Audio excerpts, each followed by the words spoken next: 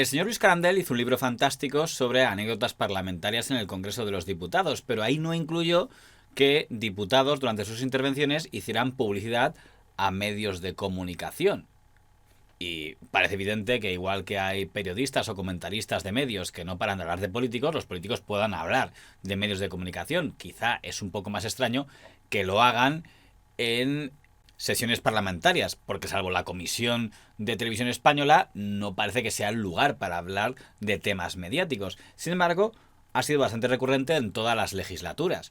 Por ejemplo, durante la etapa de la transición, había un periódico muy hostil a la transición, que era el periódico El Alcázar, y hubo ocasiones en que este periódico era aludido por diputados durante sesiones parlamentarias. Un artículo del columnista del Alcázar, el señor Ángel Palomino, que parecía un llamamiento a generales, fue denunciado públicamente desde la tribuna de oradores del Congreso por un diputado del PSC, por cierto, exmilitar. Y aquí es mi preocupación, y aquí en el marco de esa preocupación viene el artículo de Ángel Palomino, porque el Alcázar más o menos sigue la misma tendencia. Otro periodista que durante la etapa de UCD fue atacado en sesiones parlamentarias era el entonces presidente de la agencia EFE, don Luis María Ansón, porque el señor Ansón, aparte de presidir EFE, seguía escribiendo artículos en ABC. Entre ellos el célebre artículo de La Quinta Pluma, donde denunciaba que en el periodismo español, según el señor Ansón, había infiltrados de la Unión Soviética que cobraban de Moscú. El mismo día que salió ese artículo, en una sesión parlamentaria, varios diputados criticaron lo que había escrito el señor Ansón. Y hoy mismo se publican en otros periódicos artículos de un periodista que cobra del Estado y que se permite el lujo de insultar a los demás periodistas de este país. Y unas sesiones parlamentarias más adelante, otro diputado del PSOE, que más tarde sería fiscal general del Estado, llamó directamente golpista al señor Ansón. No necesito citar otro artículo titulado La Quinta Pluma, en el que se arremete contra los periodistas de espíritu democrático por ser sobradamente conocido de sus señorías. Son conocidas las tesis progolpistas del presidente director general de EFE. Absténgase de hacer juicios personales. Señor presidente... El presidente del Congreso le paró porque dijo que no estaba bien meterse con gente que no podía defenderse. Hay que decir que el señor Ansón fue llamado a una comisión parlamentaria para que pudiera defenderse y tuvo un original enfrentamiento con el diputado del PSOE, el señor Enrique Barón Crespo, en el que acabaron hablando en chino. Señor presidente de la agencia EFE, yo no sé si usted habla alemán, los alemanes tienen una expresión sobre el autologio que dicen que Selbstlob stinkt. En fin, y ahí sí queda la cosa. Y yo no sé si el señor diputado sabe chino, pero si no sabe chino, yo le voy a decir, ya que él me ha citado una frase en alemán, le voy a contestar con una frase en chino, Tran Nante Chan on Kantu Yenai, que es una frase muy amable para el señor diputado. Realmente lo es. Muchas gracias. Muchas gracias, señor Ansón. Nada más que para agradecer al señor Ansón su comparecencia y decirle que creo que la ha hecho todo el tiempo en chino, porque no he entendido nada. Luego vino la etapa del gobierno del señor don Felipe González. Y el señor González en muchas ocasiones atacó a medios de comunicación, pero lo hacía fuera del Congreso, principalmente en entrevistas. Llegó a decir que el señor Pedro J. Ramírez era un bellaco, que el señor Ansón era de la AAA con el señor Aznar y el señor Anguita, o que las tertulias de la COPE eran pornotertulias, pero nunca en la tribuna de oradores del Congreso, quizá por la imagen institucional que tenía el señor González de la Cámara Baja.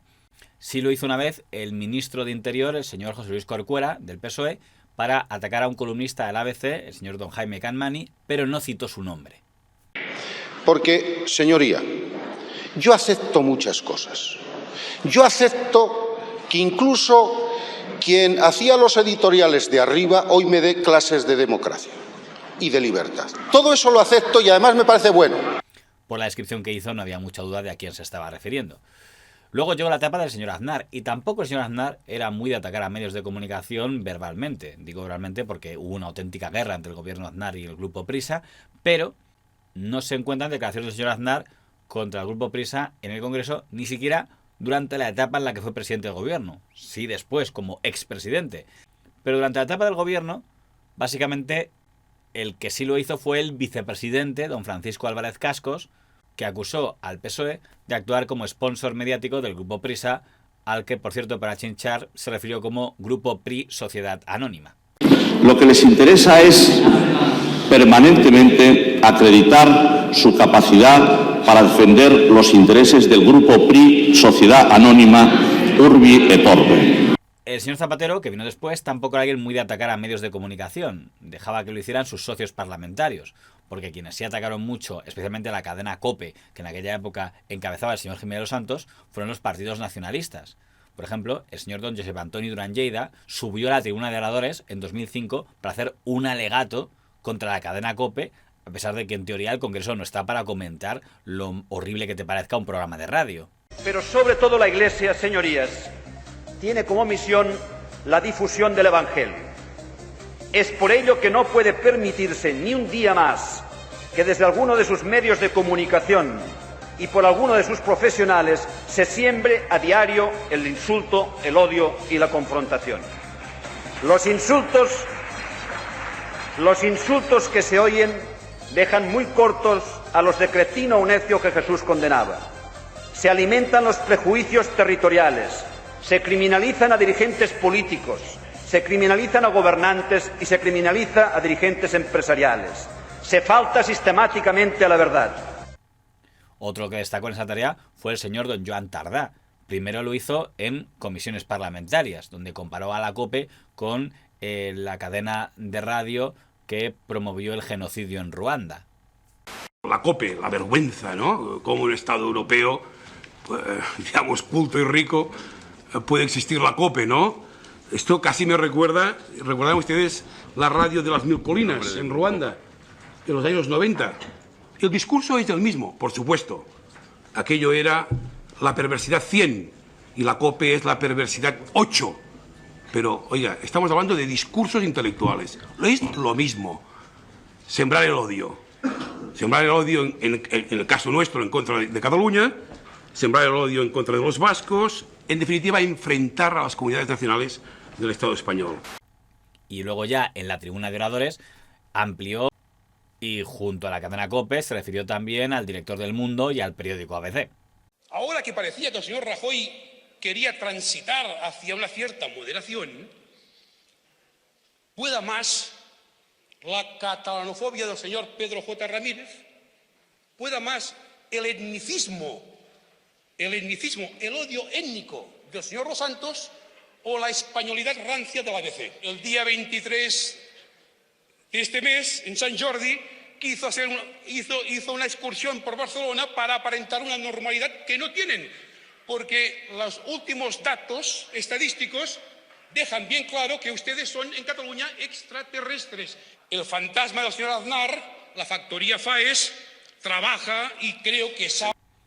Aquí ya los presidentes de la Cámara no llevaban mucho al orden y decía que no atacaran a los que no estaban presentes porque ya se había convertido en algo rutinario. En la segunda legislatura del señor Zapatero, ahí sí, un ministro, el señor Rubalcaba, se metió varias veces con el canal Intereconomía. Se debía a que el que se encargaba de interpelarle era el diputado del PP, el señor Gil Lázaro, que hoy está en Vox, pero en ese momento estaba en el PP, y como era tertuliano en Intereconomía, era frecuente que el señor Rubalcaba se refiriera a él como el que luego va por la noche a tertulias de ultraderecha. El caso Faisán es el precio político que ustedes pagaron en el inicio de ese sucio y mal llamado proceso de paz. El caso Faisán apesta a cloaca de Estado. Usted va contra mí.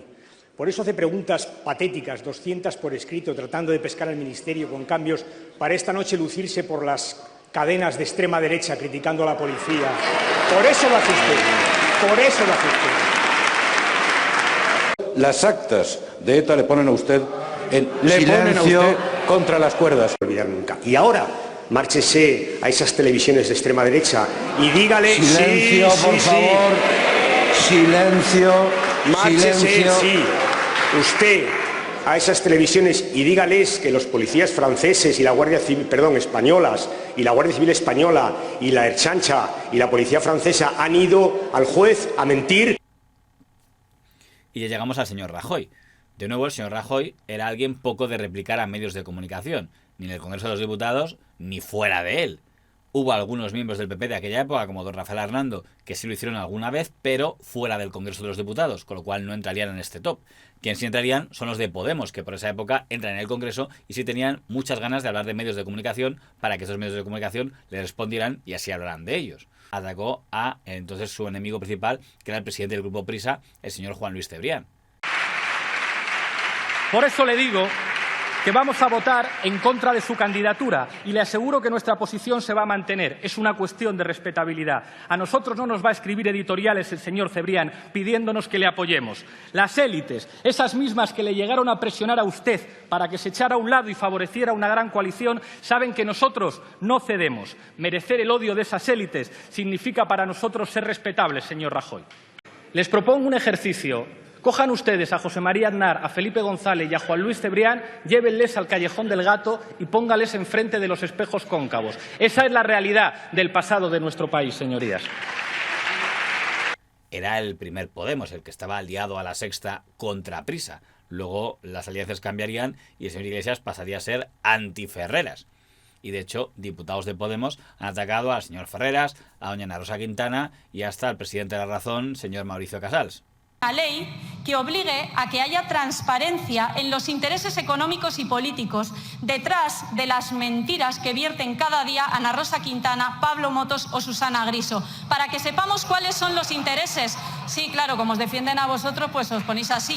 Pero la realidad es que queremos saber cuáles son los intereses económicos que están detrás de esos periodistas que mienten cada día desde grandes platos de televisión sobre las fuerzas políticas, incluida la mía. Y también eso incluye al señor Antonio García Ferreras. Creo que compartirá conmigo que a muchas nos sorprendió que usted fuera a darle una entrevista a un periodista corrupto que, como hemos sabido a través de los audios, conspiró no solo contra nosotras, sino es que conspiró contra usted y contra su mujer. A mí me hubiera gustado mucho que usted le dijera algo, que le pidiera por lo menos que rectificara lo que hizo. Que se ha insultado a periodistas con nombres y apellidos, y usted debe llamar al orden a la diputada que lo ha hecho, y usted tiene la obligación, además, como presidente de esta Cámara, de retirarlo motu propio, si es que ella no lo hace, del diario de sesiones. Aunque muchos de los aludidos ni respondían porque parecía una mera táctica para obligar a los medios a que hablen de ti. Algo parecido hizo también Vox, que también a través de su diputada, la señora Macarena Olona, lanzó dardos contra medios de comunicación y consiguió que algunos la replicaran. De inteligencia. En tercer lugar, control de los medios de comunicación. Han prostituido Televisión Española, han regado con millones de euros los medios privados de comunicación afectos al régimen y lo que hacen es perseguir a los periodistas libres que se alzan con voz crítica. En cuarto lugar, control de la opinión. Monitorizando las redes sociales, identificando las corrientes de opinión críticas y censurando al disidente. ¿Cómo? A través del Ministerio de la Verdad, que han creado de manera paraestatal y en el que empresas destacadas como Neutral y Maldita, es decir, el señor Ferreras, la señora Ana Pastor, el señor Roures, son la Gestapo que vigilan la verdad oficial. Sin embargo, seamos claros, aunque hay muchos precedentes, nunca un presidente del gobierno ha hecho lo que ha hecho esta semana don Pedro Sánchez, que directamente un presidente del gobierno, desde la tribuna de oradores del Congreso, ha usado a un programa de televisión para criticar a la oposición y de paso al mencionado programa de televisión para decir la poca credibilidad que le merece. La pena de todo esto, señorías, y es lo que me gustaría también compartir con los ciudadanos que nos estén siguiendo, es que este patrón habitual de desinformación, de generar odio, de bulos, de tratar de dividir a la sociedad, es algo que ya replica el Partido Popular sin ningún tipo de escrúpulo, ¿no? Porque la señora Esther Muñoz, Ana Vázquez, Miguel Tellado, Elías Bendodo, Rafael Hernando, Cayetana Álvarez de Toledo replicaron y reprodujeron los mismos bulos que hizo la ultraderecha durante esas horas tan aciagas. Ahí están sus tuits, dan lecciones de democracia, pero en realidad operan con el mismo registro que Iker Jiménez. Señora Abascal.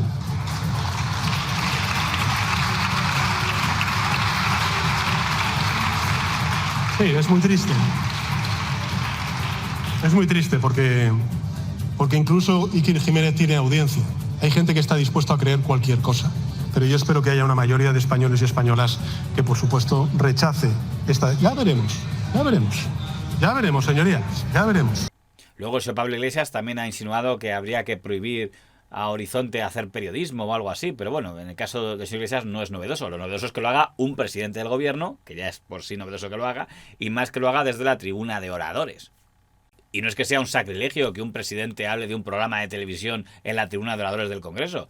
Es sobre todo que es sobredimensionar mucho el valor de un programa de televisión. que ni siquiera es líder de audiencia de esa franja. Aquel día el ego del señor Iker Jiménez debió dispararse que no cabrían ni sus colaboradores en el plató. De hecho, quizá la que mejor lo definió fue su compañera. ¿Y cómo voy a estar? ¿No, Carmen? ¿Cómo voy a estar? Pues flaco favor me ha hecho sobre todo a mí, que soy la que te tengo que aguantar todos los días. ¿Ya? ¿Podríamos decir que lo que ha hecho el señor Pedro Sánchez no es muy habitual en presidentes? Pues no es del todo correcto, porque últimamente sí es habitual en algunos presidentes. Otra cosa es si el señor Pedro Sánchez quiere compararse con esos presidentes. They've got a machine, and I'll tell you the problem with the machine. It totally controls the press.